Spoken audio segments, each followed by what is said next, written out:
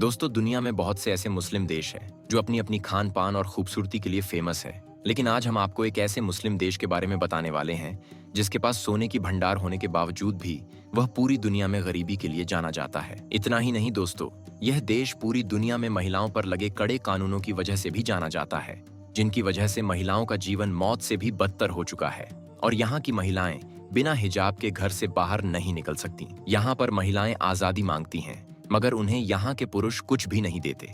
लेकिन यहाँ के पुरुष खुद काफी अय्याशी करते हैं। जहाँ ये पुरुष एक तरफ महिलाओं को घर से नहीं निकलने देते, वहीं दूसरी तरफ ये लोग खुद 10-10 बीवियां रखते हैं। ये देश बेहद ही अनोखी परंपराओं से भरा हुआ है। यहाँ के लोग एक ऐसी तरह के ब्रेड बनाते हैं जिसे वो खाने के साथ साथ छिपा कर भी रखते हैं। ये लोग इस ब्रेड को छिपाते क्यों हैं, इसके पीछे भी एक बहुत ही इंटरेस्टिंग कहानी है। तो चलिए आज के इस वीडियो को शुरू करते हैं और जानते हैं इस देश के बारे में। दोस्तों, सेंट्रल एशिया का एक शानदार देश उज्बेकिस्तान, ये एक ऐसा देश है जो अपने ऐतिहासिक सिल्क रोड, खूबसूरत इस्लामिक आर्किटेक्चर और इंडियन कल्चर के साथ गहरे संबंधों के लिए जाना जाता है। ये देश जितना अनोखा है, उससे कहीं ज्यादा यहाँ की अनोखी परंपराएं हैं। आपको बता कि उज्बेकिस्तान में एक तरह का ब्रेड बनाया जाता है जिसे उज्बेक ब्रेड भी कहा जाता है। इस ब्रेड को चाकू से नहीं काटा जाता है, यह उनकी परंपरा होती है। खाने के लिए उस उज्बेक ब्रेड को हाथों से फाड़ा जाता है और यह भी कहा जाता है कि ना ही कभी वहाँ के लोग उस ब्रेड को नीचे गिराते हैं और ना ही उसे फेंकते हैं, क्योंकि परंपरा से जुड़ी हुई उज्बेक ब्रेड उज्बेकिस्तान लोगों के लिए बहुत ज्यादा खास होती है। ऐसा माना जाता है कि एक प्राचीन परंपरा है वहाँ की। अगर कोई घर से बाहर जाता है, किसी यात्रा पर जाता है, तो उसे उज्बेक ब्रेड खिलाया जाता है, लेकिन पूरा वह नहीं खा पाता क्योंकि ब्रेड बहुत ही ज्यादा बड़ा होता है, सपाट होता है और गोल आकार का होता है।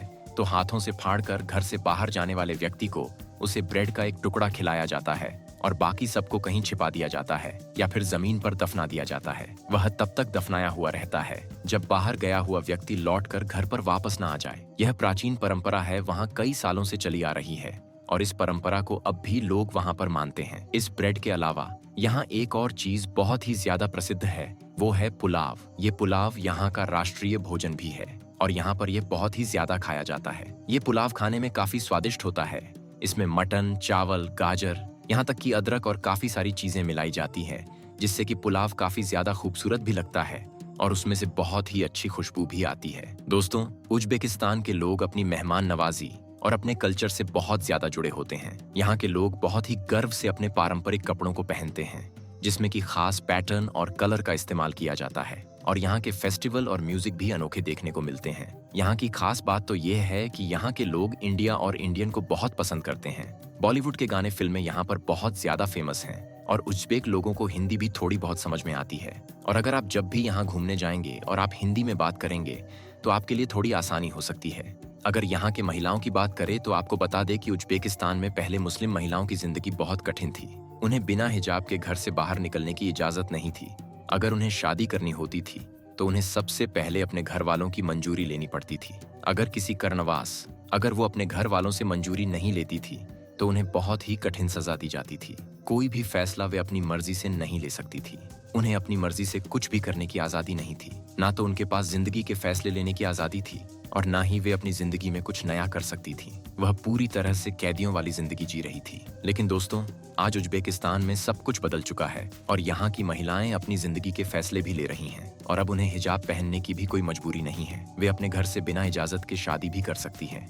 उज्बेकिस्तान की महिलाएं पढ़ाई कर रही हैं, काम कर रही हैं और अपने सपनों को सच कर रही हैं। वे गांव और शहर में अपनी पहचान भी बना रही हैं। लेकिन यहाँ की महिलाएं इस्लाम धर्म को मानते हुए हिजाब को पहनना नहीं भूलती, क्योंकि इन्हें सरकार की तरफ से इस कानून का उल्लंघन करने की अनुमति नहीं है। वे बाकी जगहों पर बिना हिजाब के जा सकती हैं, लेकिन इस्लामिक धार्मिक स्थान पर उन्हें हिजाब पहनना बेहद ही जरूरी है। अगर कोई इस कानून का उल्लंघन करती है तो उसे कड़ी से कड़ी सजा दी जाती है। वहीं दूसरी तरफ आज भी मर्दों की मर्जी चलाई जाती है, जो कि यहाँ की महिलाओं से आज भी ऊपर है। यहाँ के मर्द दूसरे देशों की तरह आज भी 8 से 10 बीवियां रखते हैं और यहाँ के लोग महिलाओं को अपने नीचे रखने की बात करते हैं। यहाँ महिलाओं को भले ही कितना भी खुलापन क्यों न मिल गया हो, लेकिन वह आज भी मर्दों के ही नीचे हैं। आपको ये भी बता दें कि उज्बेकिस्तान में आज भी अगर कोई हैंडशेक करना चाहे तो केवल पुरुष और पुरुष के बीच ही हैंडशेक कर सकते हैं। अगर किसी महिला को कोई पुरुष अभिवादन करना चाहे तो उसे झुकना पड़ता है और झुककर अपने दाहिने हाथ को दिल के ऊपर रखना पड़ता है, तो इस तरह से महिला को पता चल जाता है कि सामने वाला पुरुष उसे अभिवादन कर रहा है। दोस्तों, आपको बता दें कि उज्बेकिस्तान को सोने का भंडार कहा जाता है। पूरी दुनिया में जितना भी सोना मिलता है उसमें उज्बेकिस्तान चौथे नंबर पर आता है। अब आप सोच सकते हैं यहाँ कितना बड़ा सोने का भंडार होगा। सिर्फ इतना ही नहीं, बल्कि यहाँ पर प्राकृतिक तेल, प्राकृतिक गैस और यूरेनियम का भी काफी बड़ा भंडार है। कई सारे ऐसे देश हैं जो कि उज्बेकिस्तान से गैस, तेल और यूरेनियम खरीदते हैं, यहाँ तक कि सोना भी खरीदते हैं। लेकिन फिर भी इतनी ज्यादा कमाई होने के बावजूद उज्बेकिस्तान गरीब है और एशिया के दूसरे विकासशील देशों के मुकाबले बहुत कम विकासशील देशों में माना जाता है।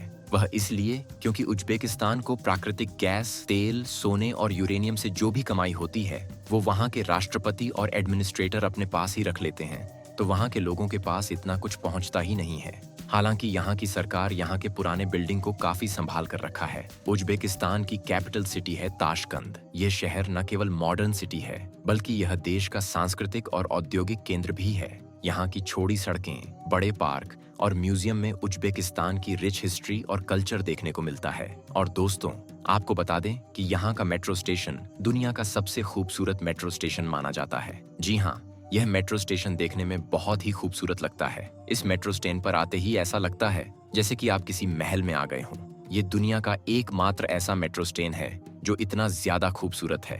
उज्बेकिस्तान की सरकार अपने देश को मिनी मक्का बनाना चाहती है, क्योंकि वहाँ पर काफी सारे पुराने मस्जिद और धर्मस्थल है जो कि बहुत ही ज्यादा खूबसूरत है। देश और दुनिया भर से काफी पर्यटक भी उन्हें देखने के लिए पहुंचते हैं, तो इससे वहाँ की कमाई भी काफी सारी हो जाती है। उज्बेकिस्तान के समरकंद और बुखारा में काफी सुंदर कब्रगाह भी मौजूद है, जिसे देखने के लिए काफी पर्यटक वहाँ पर पहुँचते हैं। और वहाँ की सरकार भी पर्यटन को काफी बढ़ावा देती है, क्योंकि पर्यटन से उन्हें काफी ज्यादा मुनाफा होता है। दोस्तों, उज्बेकिस्तान की एक खुद की कहानी है जिसका नाम है अरे रसिया। कभी यहाँ दुनिया का चौथी सबसे बड़ी झील हुआ करती थी, लेकिन आज उसका 20% हिस्सा सूख चुका है। दोस्तों, यह एक इन्वॉल्वमेंट डिजास्टर है जिसे देखने के लिए दुनिया भर के साइंटिस्ट के साथ साथ दुनिया भर के अनोखे लोग भी यहाँ आते हैं। लेकिन दोस्तों, उज्बेकिस्तान की खूबसूरती यहाँ तक सीमित नहीं थी। यहाँ के पहाड़ और घास के मैदान इसे नेचुरल ब्यूटी बनाते हैं। दोस्तों, यह देश बेहद ही खूबसूरत है।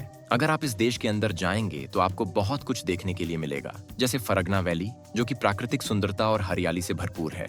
इस घाटी में आपको सुंदर पहाड़, हरे भरे खेत और छोटे गांव का नजारा देखने को मिलेगा। प्रियंका वैली का सबसे खास आकर्षण है सिल्क प्रोडक्शन सेंटर्स, जहां पर रेशमी कपड़े बनाए जाते हैं। इसके अलावा यहाँ पर लोकल आर्टिस्ट द्वारा बनाए गए चीनी मिट्टी के बर्तन, हैंडीक्राफ्ट बेहद ही प्रसिद्ध हैं। अगर आप प्राकृतिक सुंदरता और स्थानीय कल्चर का अनुभव करना चाहते हैं तो इस जगह जाना बिल्कुल मत भूलिएगा। तो दोस्तों, आज के लिए बस इतना ही। आपको हमारी यह वीडियो कैसी लगी हमें कमेंट में जरूर बताएं, और अगर आप हमारे चैनल पर नए हैं तो नीचे दिए गए लाल बटन दबाकर चैनल को सब्सक्राइब जरूर कर लें।